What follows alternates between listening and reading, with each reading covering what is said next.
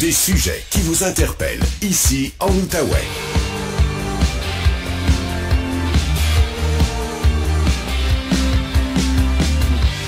Voici Louis-Philippe Brûlé. OK, on est de retour. On va parler notamment de COVID-19. Oui, le pire de la pandémie est derrière nous, heureusement. On a retrouvé une certaine liberté, mais il y a encore des inconvénients dans notre quotidien, plus majeurs pour les gens vulnérables au niveau de la santé. Il y a aussi la COVID longue qui frappe certaines personnes, sans oublier l'absentéisme au travail et à l'école. Cela dit, la recherche se poursuit et il y a notamment de l'espoir en provenance de l'Université de la Colombie-Britannique où des chercheurs affirment avoir trouvé un point faible dans le fameux coronavirus qui cause la COVID-19. C'est un des sujets qu'on va aborder aujourd'hui avec Patrick Filion, microbiologiste et professeur au Cégep de l'Outaouais. Salut Patrick! Salut LP. Les chercheurs parlent d'une vulnérabilité cruciale dans la plupart des variants qui causent la COVID, ce qui pourrait ouvrir la porte à de nouveaux traitements. C'est à la fois complexe et fascinant. Vulgarise-nous ça, Patrick, on t'écoute. Oui, écoute LP, c'est vraiment, pour ceux et celles là, qui ont encore des doutes face à ce qu'on peut faire en science, on est rendu à un niveau extraordinaire, c'est fascinant comme tu viens de le dire.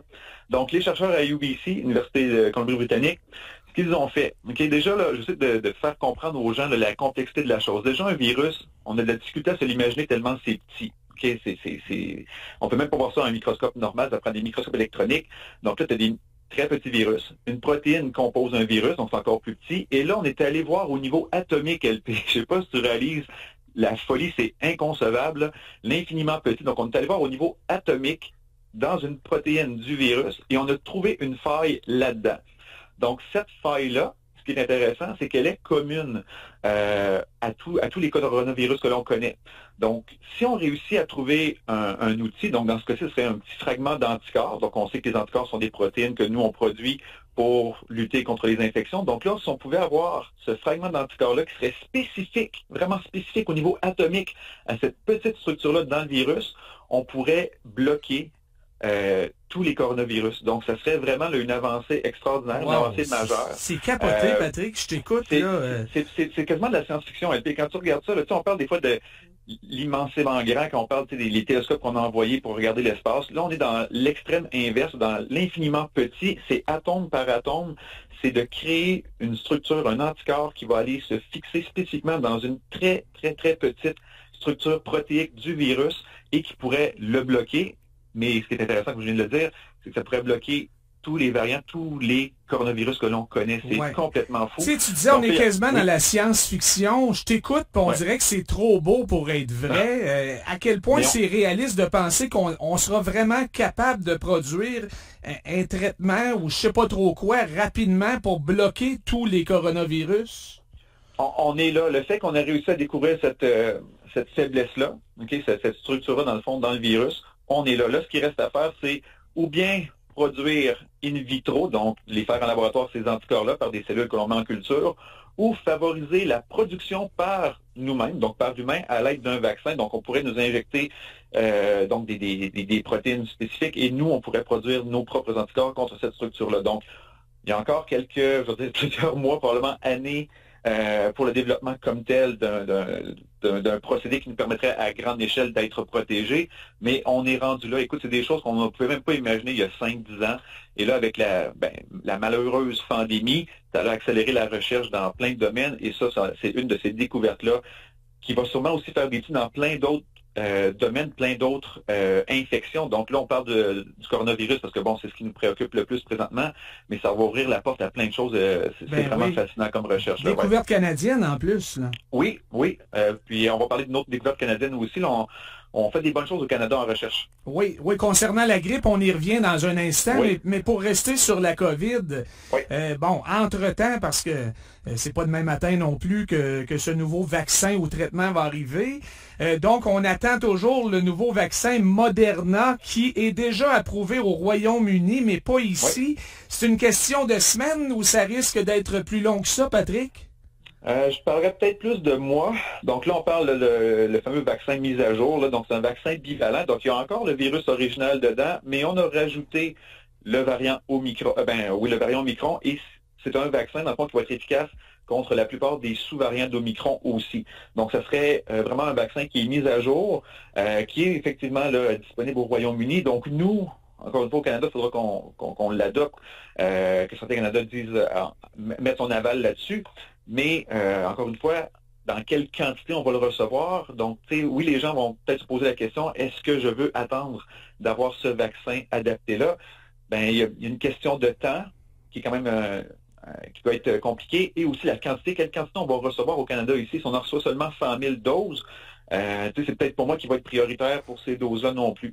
Donc, dans l'immédiat, moi, si j'avais un conseil, comme moi, par exemple, si j'ai la chance d'aller recevoir ma 4e dose, je vais prendre le vaccin, on va dire, original, puis peut-être l'hiver prochain ou dans un avenir rapproché, on sera dans une 5e dose. Mais c'est sûr que c'est un vaccin qui va être plus ciblé, donc peut-être plus intéressant au niveau de la réponse immunitaire, mais la meilleure arme que l'on a présentement, c'est le vaccin original qui confère quand même une protection, on va dire, importante qui limite les cas les plus graves. Mais encore une fois, c'est une autre avancée positive. On a un vaccin qui est plus adapté, donc j'ai le goût de dire, il était temps, Patrick. Non, il était plus que temps. Ouais. Écoute, Omicron, ça fait un bout qu'on le connaît. Moi, avec les nouvelles technologies, on parle de miracle tout à l'heure, là, avec la découverte de l'Université de Colombie-Britannique, mais ça, c'est le genre de choses que j'aurais espéré qui arrive un petit peu plus vite. Parce qu'avec les nouvelles technologies de vaccins à ARN, c'est beaucoup moins long quand même de produire un vaccin qui est adapté. Donc là, il y a peut-être des trucs légaux un peu que je connais moins, mais il était temps qu'on ait accès à ce vaccin-là. OK. Donc, en Ontario, il y a des chercheurs de l'Université McMaster qui pensent, eux, avoir trouvé une méthode plus efficace que le vaccin pour lutter contre les épidémies de grippe annuelles. Puis c'est vrai que le vaccin contre la grippe, c'est un petit peu une loterie, là. C'est très inégal comme résultat. Qu'est-ce qu'ils ont découvert au juste, Patrick? Oui, dans le fond, on parle vraiment de traitement. Donc, c'est une fois que les gens sont infectés. Donc, ils ont mis au point des anticorps. Donc, des anticorps qui sont spécifiques à certains virus de la grippe. Donc, ce qu'on appelle des anticorps monoclonaux, qui sont souvent faits en laboratoire. Et on les combine à des médicaments qui existent déjà contre la grippe, comme le Tamiflu. Donc, c'est la combinaison de ces deux outils-là qui permettent, avec beaucoup d'efficacité, de limiter les dégâts que les virus de la grippe causent dans nos poumons. Dans le fond, ce que ça fait, c'est que ça va cibler, oui, le virus, mais aussi les cellules qui sont déjà infectées. Parce que ce qu'il faut comprendre, quand un virus nous infecte, donc il entre dans notre cellule et il prend le contrôle de notre cellule pour que celle-ci produise des milliers de bébés virus, puis éventuellement la cellule meurt et il libère ces milliers de virus-là qui, à leur tour, vont infecter 1 millier de cellules et même plus. Donc là, ce qu'on veut faire, c'est, ça a l'air paradoxal, mais on veut tuer nos cellules qui sont infectées avant qu'elles n'aient le temps de produire les fameux bébés virus. Ouais. C'est ça. Et là, donc, pour l'instant, ça fonctionne avec les souris. Ça fonctionne avec les souris, mais c'est une thérapie qui pourrait être facilement transmissible, pas transmissible dans le sens de contagion, mais qui pourrait être transportée chez l'humain. Donc, c'est quelque chose peut-être qu'on risque de voir plus rapidement que le fameux traitement qu'on vient de parler pour la COVID. Donc, ça, c'est quelque chose qui pourrait être mis en œuvre peut-être dans encore une fois, les mois, peut-être même l'année prochaine, là. Donc, ça devrait arriver assez rapidement, parce que c'est des choses, dans le fond, qui existent déjà.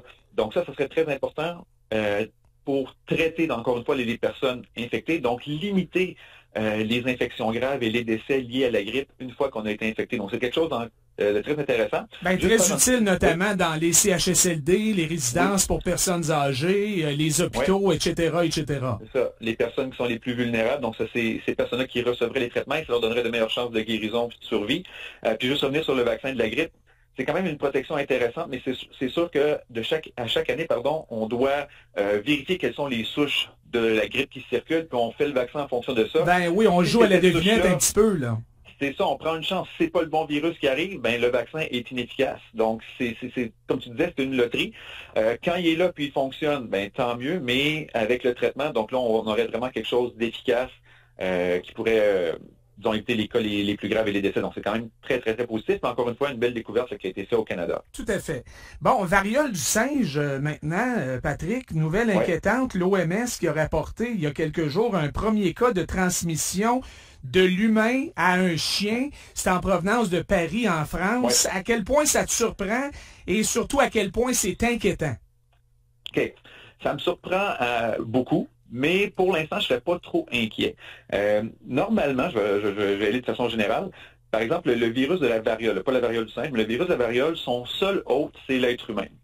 Variole du singe, clairement, on peut s'imaginer qu'il n'y a pas juste l'être humain qui est infecté. Donc, on savait qu'il y avait les singes, puis qu'il y avait aussi des petits rongeurs peut-être porteurs. Ouais, des écureuils, etc. Là. Ouais. Là, ce qui arrive, c'est que, une personne qui était infectée, donc était en contact avec son animal de compagnie, et le lui a transmis. Donc, là, ce qui nous inquiète là-dedans, c'est que... Là, Patrick, parenthèse, là, on s'imagine des choses un peu loufoques. Okay. C'est pas nécessairement ça, là. Ça ne veut pas dire qu'il y a eu de la zoophilie là-dedans, là. Non. Il faut sortir ça de la tête, puis c'est vrai pour les humains aussi, entre eux. Là, on dit que c'est par un contact sexuel. C'est sûr qu'un contact sexuel permet un rapprochement, OK, c'est clair. Mais tout ce que ça prend, c'est un contact direct peau à peau. Donc, par exemple, le maître de ce chien-là l'a peut-être simplement caressé comme il le ferait tous les jours. Le chien lui a sauté dessus, l'a peut-être léché une plaie ou quelque chose, une lésion, a été contaminé de cette façon-là. Donc, tu sais, moi, je pourrais serrer la main à quelqu'un, je pourrais toucher quelqu'un, faire une caresse à quelqu'un qui est infecté et par les lésions sur sa peau, je serais infecté. Donc, c'est vraiment pas un contact sexuel. Donc, oui, de grâce, évitons les... Bon. Ben non, mais c'est ça, je voulais faire la précision là, pour que les gens... pas que les gens pensent qu'on essaie de faire du sensationnalisme non plus, mais je pense que c'est important de le préciser. Là. Oui, clairement. Donc, c'est un contact, on va dire peau à peau, donc le chien a été infecté de cette façon-là. Donc là, ce qu'on craint, dans le fond, c'est que le virus, s'il peut être transmis à une autre espèce, qu'il évolue plus rapidement. Parce que là, on savait que de contact humain à humain, c'était plus difficile. C'est pas comme la COVID, là, ça se transmet pas aussi facilement. Donc, les chances que le virus soit transmis sont plus faibles. Donc, il y a moins d'hôtes. Donc, s'il y a moins de personnes qui sont infectées, il y a moins de mutations. Mais là, si on le transmet à des animaux qui, eux, peuvent se le transmettre peut-être aussi entre eux. Tu amènes ton chien au parc à chiens, puis là, ils sont en contact les uns avec les autres, il y a transmission. Donc là, ça multiplie le nombre d'hôtes, et là, ça multiplie les chances qu'il y ait un variant quelconque. Oui, bon, là, la stratégie présentement, c'est qu'on vaccine les gens à risque ou qui ont été en contact avec des cas de variole du singe. Est-ce que le vaccin pourrait fonctionner pour les animaux domestiques? C'est des vaccins, on sait qu'on peut vacciner nos animaux, mais il faudrait probablement un vaccin qui est peut-être adapté à ces mêmes animaux-là. Donc, c'est quelque chose qui pourrait être fait, mais je pense pas qu'on en est là. Je pense que quelque chose va pouvoir être rapidement circonscrit. Donc, si on sait que les risques sont possibles, donc on va peut-être justement dire aux gens, si vous avez été diagnostiqué avec la variole simienne, vous avez des animaux de compagnie, chats, chiens, donc peut-être faites garder Fido pendant une semaine. Puis, soignez-vous, puis après ça va être correct. C'est ça. Fait qu'on peut le limiter comme ça. Je pense que ça serait la chose la plus simple. Mais oui, éventuellement, il y a sûrement un vaccin qui pourrait être créé là, si ça devenait problématique pour les animaux de compagnie, effectivement. OK. En terminant, on a parlé la semaine passée de ton premier roman intitulé Peur virale. D'abord, pour les gens qui n'étaient pas à l'écoute lundi dernier, on rappelle, Patrick, que c'est un roman inspiré d'une certaine pandémie. Une certaine pandémie, c'est pas la nôtre, je le rappelle aussi, donc c'est une réalité parallèle, mais c'est clairement quelque chose qui m'a inspiré. Donc c'est l'origine du virus qui est intrigante là-dedans, donc on veut savoir ce qui se passe, quelles sont les machinations internationales qui ont mis ça en jeu. Donc c'est un beau petit thriller scientifique intéressant. J'invite les gens, les auditeurs, à se le procurer pour savoir ce qui se passe. Oui, avec des personnages gatinois, entre autres, mais aussi d'un peu partout à travers le monde. On rappelle donc qu'il est maintenant disponible, ce roman, dans les librairies de la région. Et tu en fais tirer une copie aujourd'hui. Ben oui, on fait un petit cadeau à nos auditeurs et nos auditrices. Donc, une copie sera donnée à un chanceux ou une chanceuse. Ben, on l'apprécie, Patrick. Merci beaucoup. Puis je l'achète là dans les prochains jours. Je veux lire ça. J'ai pas eu le temps en fin de semaine. Là, j'étais au chalet puis j'avais de la visite, mais ça va se passer dans les prochains jours, assurément. Merci, Patrick. Ça fait plaisir. Et puis je veux ta critique la semaine prochaine. OK, je te fais ça sans faute. Merci beaucoup, Patrick Filion, microbiologiste et professeur au Cégep de l'Outaouais. Alors, on fait ça par texto.